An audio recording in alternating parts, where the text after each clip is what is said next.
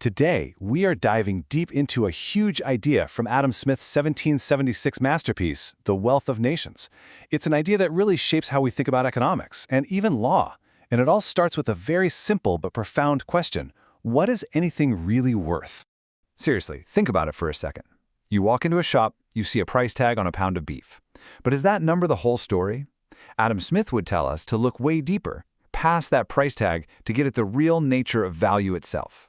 And boom, right there, that's the core idea.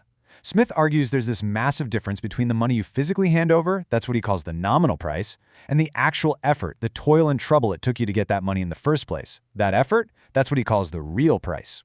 And trust me, understanding this difference is absolutely key for analyzing everything from long-term legal contracts to the very fairness of international trade. So, here's our game plan. First, we're going to unpack Smith's two kinds of price. Then, we'll see why money itself is actually a pretty unstable way to measure value. That's going to lead us to why Smith believed labor was the one true measure. After that, we'll look at how this all plays out in the real world of contracts and trade, and we'll wrap it all up with Smith's lasting insight. Okay, let's get straight to the heart of the matter. Smith basically says that if you want to understand economics or trade, or even just your own personal wealth, you have to get your head around this distinction between what's real and what's nominal. This lays it out perfectly. On one side, you have the real price, the sweat, the effort, the actual human cost of something. To Smith, this is the true, original foundation of all value. And on the other side, the nominal price. You know, the dollars, the pounds, the coins we use every day. It's super convenient for business, but it's not where worth truly comes from. So to put a finer point on it, the real price is all about labor. Your wealth, in Smith's view, isn't just the cash in your bank account. It's really about the amount of other people's labor you can get or purchase. It completely reframes wealth. It's not just about what you own, it's a kind of social and economic power. Think about it.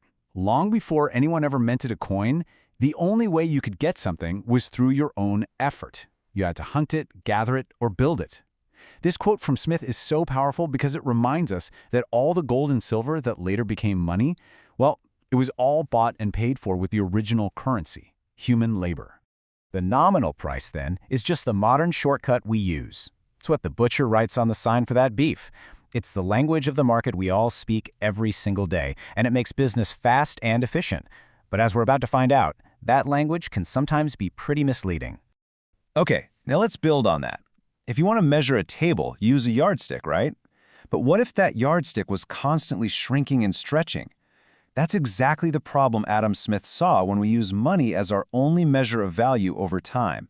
It's just not stable. Smith points to two huge problems here. First, the value of stuff like gold and silver isn't actually fixed. You discover a bunch of new mines, it gets cheaper to get the metal, and suddenly its purchasing power drops. And second, governments throughout history have loved to debase their currency, basically secretly reducing the amount of pure silver or gold in each coin. It was a sneaky way to pay off debts with less valuable money, and it totally destabilized it as a reliable measure for decades or centuries. And this isn't just a theory. Here's a massive historical example. In the 16th century, when the Spanish brought shiploads of silver from the Americas to Europe, the sheer abundance of it made its value plummet. Suddenly, an ounce of silver could buy way less labor and fewer goods than before. And this had enormous legal consequences. Anyone holding a long-term contract or a lease that was priced in a fixed amount of silver, well, they saw the real value of their income just collapse. So, if money is this shaky, unreliable foundation, what can we actually count on? For Adam Smith, the answer was crystal clear. He argued that the only truly constant, universal measure of value is labor itself. The logic Smith uses here is deeply human. He argues that an hour of work for the person doing the work always represents the same fundamental sacrifice. It's the surrender of your rest, your freedom, your leisure time. So while the amount of stuff you can buy with that hour of work might change dramatically over time and place, the human cost paid by the worker, that stays constant. So for Smith, labor is the bedrock. It's the ultimate standard. It's the one thing against which everything else, from bread to diamonds, can be measured across centuries and across continents.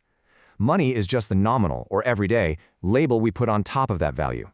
Now, of course, Smith was a realist. He knew you can't walk into a grocery store and pay with 20 minutes of abstract effort. He totally gets that measuring labor is tricky. I mean, how do you compare an hour of a surgeon's time with an hour of a construction worker's time? Smith's answer is that all those differences in skill and difficulty get sorted out through the higgling and bargaining of the market, that whole process of negotiation and competition that sets the prices we see. So while labor is the theoretical gold standard, money is the practical tool we use to get business done. This might all seem a bit abstract, but Smith is insistent that this distinction has huge practical consequences, especially in the world of law, long-term contracts, and what we now call international trade. This is such a great real-world legal case study. Smith points out that some English colleges had their rents set centuries earlier. The leases that fixed the rent in a specific amount of money, well, the real income basically disappeared as silver became less valuable. But a law had required part of the rent to be paid in corn. And because the value of corn is tied much more closely to the labor it takes to produce it, that part of the rent held its real value way, way better. It's a powerful lesson for anyone drafting a long-term contract.